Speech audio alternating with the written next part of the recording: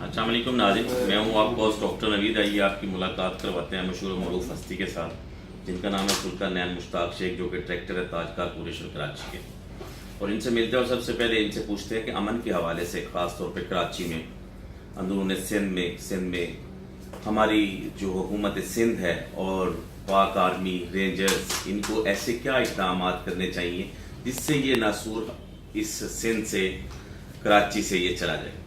بعض لوگ چاہتے ہیں کہ رینجر یہاں سے موو کر جائے۔ اگر رینجر یہاں سے موو کرتی ہے، کیا حالات دوبارہ ویسے کے ویسے ہو جائیں گے کہ امن رہے گا؟ سوال یہ پیدا ہوتا ہے۔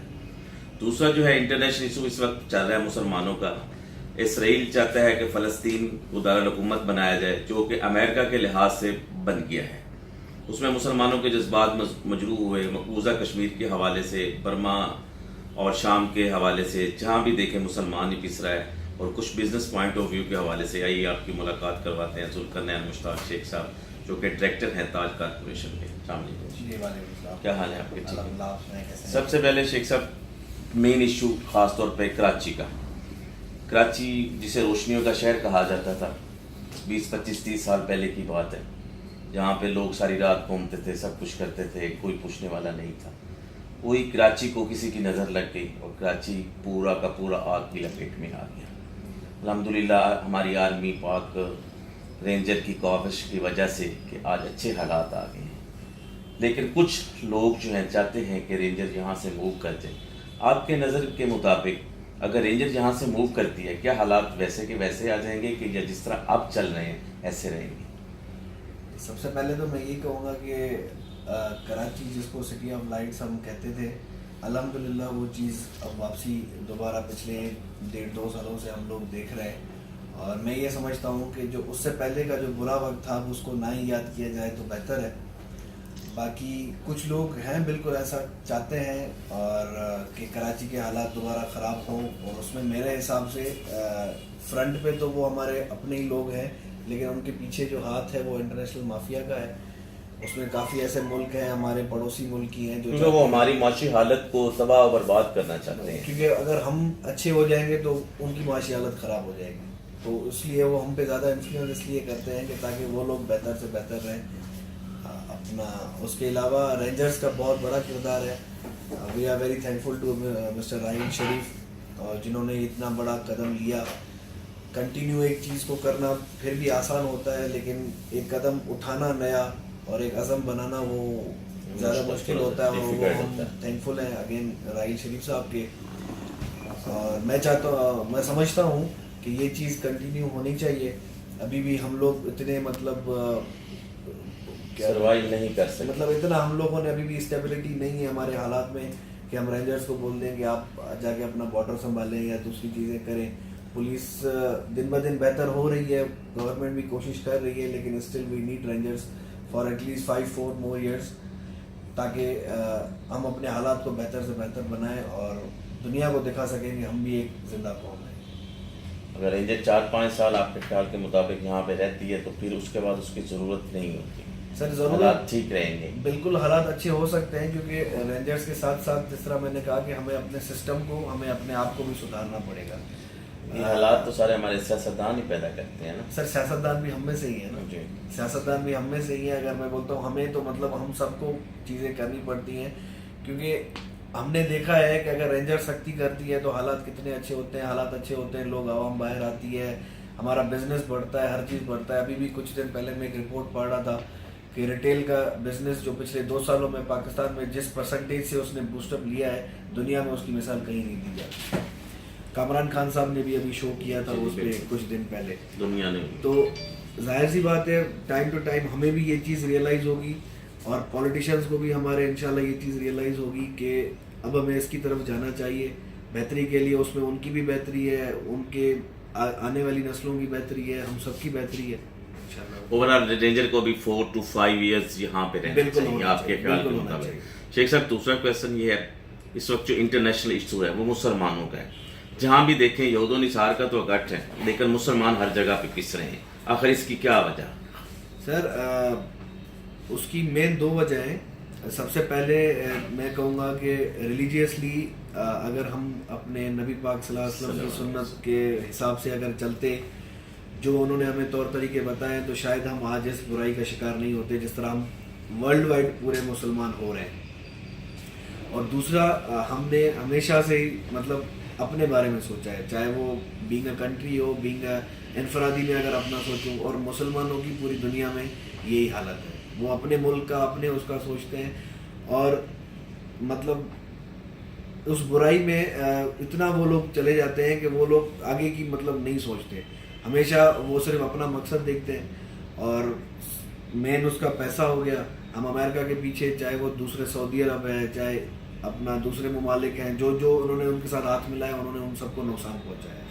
اور یہی وجہ ہے کہ ہم مسلمان جو ہے آگے دن بہ دن جو ہے اس میں پیچھے ہوتے جا رہے ہیں. اگر نقصان پہنچایا تو ہمیں بھی تو نظر آتا ہی ہے کہ ہمیں یہ لوگ نقصان پہنچا رہے ہیں.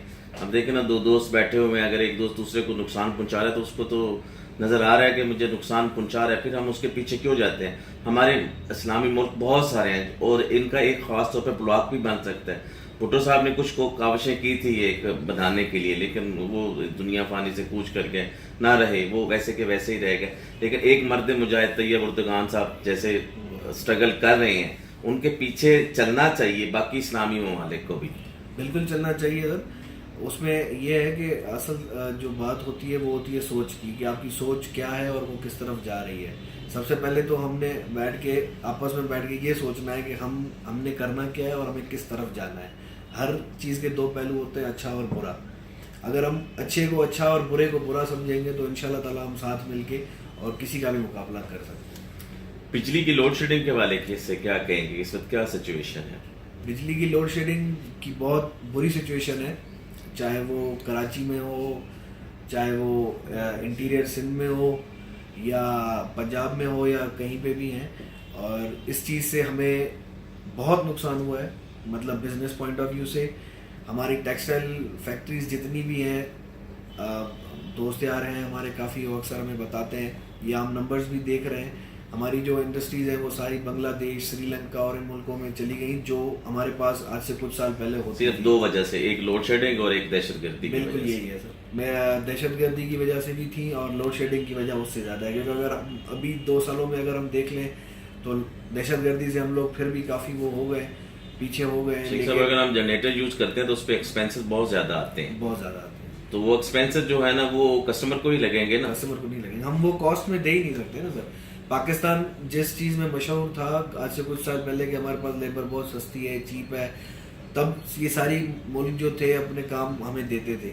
لیکن اب ہمارے ایکسپینسز اتنے بڑھ گئے ہیں کہ ہم وہ پرائز ان کو دے نہیں سکتے. اس چیز میں ہی بنگلہ دیش اور باقی ملک ہم سے آگے جاتے جا رہے ہیں.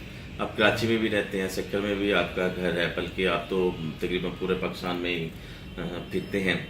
ترقیاتی کام جو ہیں خاص طور پہ اندرون سندھ اور کراچی میں کیسے ہیں, اور آپ کو ان کو کس نظر سے دیکھتے ہیں کہ پورا 5 سال پیپل پارٹی کی حکومت نے گزارے ہیں, پورے 5 سال, اب تو بس 5-7 دن رہ گئے ہیں باقی, پورے 5 سال میں کیا کیا ہے انہوں نے, وہ کس نظر سے دیکھتے ہیں؟ سر میں یہ کہوں گا کہ پیپلز پارٹی نے کام ضرور کیا ہے, لیکن اتنا نہیں کیا جتنا وہ کر سکتے تھے یا ان کو کرنا چاہیے تھا. اور اس میں سمجھتا ہوں کہ ہم لوگ کافی مطلب ان چیزوں سے قریب سے گزرتے ہیں. ہمارے اندر وہ ایبلٹی نہیں ہے, ہمارے اندر وہ مطلب ہمارے پاس وہ لوگ نہیں ہیں, وہ سوچ نہیں ہے. تو صرف میں اگر کسی منسٹر کو یا سی ایم کو اگر وہ بلیم کروں تو شاید وہ غلط ہوگا, کیونکہ مطلب ہماری ایجوکیشن سب بھی بیچ میں آتے ہیں, سب چیزیں اس میں بیچ میں آتی ہیں. مطلب ایک سی ایم اکیلا کچھ بھی نہیں کر سکتا جب اس کے پاس اچھی ٹیم نہیں ہوگی, اور ٹیم بھی ہم میں سے ہی ہوگی, وہ کہیں آسمان سے یا کہیں باہر سے آ نہیں سکتی ہے. بہرحال لیکن پھر بھی ان کی ذمہ داری بنتی ہے, اور میں سمجھتا ہوں کہ کام انہوں نے کیے ہیں, لیکن جتنے ہو سکتے تھے یا جتنا ہمارے پاس بجٹ ہوتا ہے یا جتنا ہمارا اسکوپ ہے کام کا اتنا کام نہیں ہوا. کیونکہ اس میں اس ٹنور میں 2 شاہ رہے ہیں, قیام علی شاہ صاحب کچھ عرصہ گزار کے گئے ہیں, کچھ عرصہ پھر مراد علی شاہ صاحب آئے ہیں. کیا ان دونوں میں آپ کیا فرق محسوس کرتے ہیں کہ کیسے کام کر رہے تھے قیام علی شاہ اور مراد علی شاہ؟ سر ان دونوں میں فرق جو ایک ینگ اور اولڈ کا فرق ہوتا ہے وہ واضح تھا. جتنے ایکٹیو ہمارے مراد شاہ صاحب ہیں اتنے شاید قیام علی شاہ صاحب نہیں تھے, اور ان کا قصور بھی نہیں ہے, ان کی ایج ایسی تھی, لیکن اپنی ایج کے حساب سے وہ بھی کافی کام کرتے تھے. اور مراد علی شاہ صاحب کو کوئی تقریباً آدھے سے کم ٹائم ملا ہے گورنمنٹ کا, تو اس میں ایون آپ نے بھی دیکھا ہوگا کہ انہوں نے کافی مطلب اس پہ کام کیا ہے ہمارا, ایون روڈس پہ ہو, پانی پہ ہو, دوسرے مسئلوں پہ ہو. لیکن اگین وہی بات ہے کہ اس سے زیادہ ہو سکتا تھا. پانی پہ تو ابھی صاف پانی تو اندرون سندھ کا تو بہت برا حال ہے. پچھلے دنوں ہم نے سروے کیا تھا ہمارے پاس وہاں, تو کراچی میں تو چلو پھر بھی کچھ بہتر ہے, لیکن یہاں بھی بہت زیادہ مسائل ہیں. پانی سے ہی 95% جو ڈیزیزز ہیں وہ بڑھتی ہیں. اسی کی وجہ سے, اور خاص طور پہ ایجوکیشن اور ہیلتھ پہ جو کام کرنے والا تھا وہ نہیں ہوا. بالکل ایسا ہی ہے کام. میں جس طرح پہلے میں نے کہا کہ جتنا کام ہو سکتا تھا, جتنا اسکوپ ہے کام کا, اتنا کام نہیں ہوا ہے. انشاءاللہ اللہ کرے گا دوبارہ ان کو چانس ملا, یا کسی کو بھی چانس ملا. میں کہتا ہوں چانس کسی کو بھی ملے, لیکن عوام کو کچھ نہ کچھ ملے. انکم ٹیکس جو ہم حکومت پاکستان کو پر دیتے ہیں, کیا اس میں آپ کو کوئی سہولیات بھی پرووائڈ کرتے ہیں کہ خالی ٹیکس ہی دیتے جا رہے ہیں ہم لوگ؟ سہولیات جس طرح ادر کنٹریز والے دیتے ہیں عام آدمی کو, جو ٹیکس پیئر ہے اور نان ٹیکس پیئر ہے, اس کی بات کر رہا ہوں میں. سر ہمارے پاس جتنے لوگ ٹیکس, میرے خیال سے ہم اس کو دو طریقوں سے دیکھ سکتے ہیں. ٹیکس اگر دیکھا جائے تو ان آفیشیلی پاکستان کا ہر بندہ ٹیکس بھر رہا ہے, چاہے وہ روڈ پہ کھڑا ہوا بھیک مانگنے والا ہو, یا چاہے وہ کوئی بلینئر بزنس مین ہو. ہر بندہ ڈائریکٹلی انڈائریکٹلی ٹیکسز بھر رہا ہے, چاہے وہ موبائل کے کارڈ کی صورت میں ہو, یا چاہے وہ ایک چپاتی کی روٹی جو نان ہوتا ہے اس کی صورت میں, وہ ایک ٹافی بچہ لیتا ہے تو وہ ٹیکس دیتا ہے, اس پہ ٹیکس بھر رہا ہے. لیکن اس کے علاوہ بھی ہم سب کی ذمہ داری بنتی ہے. ابھی بھی اتنے ہم لوگ مطلب جو بزنس مینز ہیں یا جو گورنمنٹ آفیشلز ہیں یا دوسرے لوگ ہیں, وہ اس طرح ٹیکس نیٹ ورک میں نہیں ہے جتنا ان کو آنا چاہیے. پلس ایون گورنمنٹ بھی ہماری, کیونکہ دونوں طرف سے ہے نا, ایون گورنمنٹ بھی ہماری اتنی ہمیں فیسلٹیز نہیں دے رہی ہے, جس سے تنگ آ کے پھر لوگوں نے یہ کہا کہ ہم کیوں ٹیکس دیں جو ہمیں کوئی فیسلٹی دیں. لیکن آپ ٹیکس پے کرتے ہیں. سپوز کریں آپ ہاسپٹل میں گئے, آپ کو ایک نان ٹیکس پیئر ہے وہ بھی کھڑا ہو جاتا ہے, آپ بھی ویسے کے ویسے کھڑے ہیں, وہ بھی ویسے کے ویسے کھڑے ہیں, اس میں پھر آپ کو سہولیات تو نہیں پرووائڈ ہوئی نا, نہیں ہوتی. ٹھیک ہے نا. ہیلتھ میں, ایجوکیشن میں, آپ کے بچوں کے لیے کچھ نہ کچھ ایسے جیسے ادر کنٹریز میں ہے کہ جو مثلا آپ ٹیکس دیتے ہیں تو ان کا نمبر, ان کے کارڈز بنے ہوئے ہیں, وہ نمبر کے طور پہ آگے چلے جاتے ہیں, وہ لائن میں ہی لگتے ہیں کیونکہ وہ ٹیکس پے کر رہے ہوتے ہیں. وہ دکھاتے ہیں کہ ہم نان ٹیکس پیئر کو کیسے رکھتے ہیں.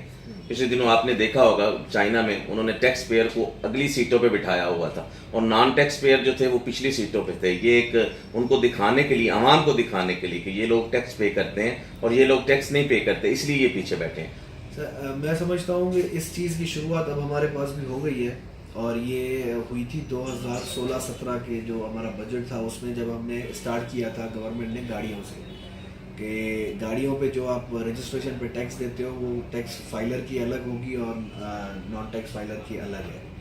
اور ابھی اس سال انہوں نے یہ چیز پراپرٹی میں لگائی ہے کہ جو نان ٹیکس پیئر ہے وہ 40 لاکھ سے اوپر کی پراپرٹی نہیں خرید سکتا. تو آرام سے چینجنگ ہمارے پاس بھی آ رہی ہے, اور مجھے لگتا ہے پراپرٹی پہ تو 6% ٹیکس بھی تو لگا تھا نا.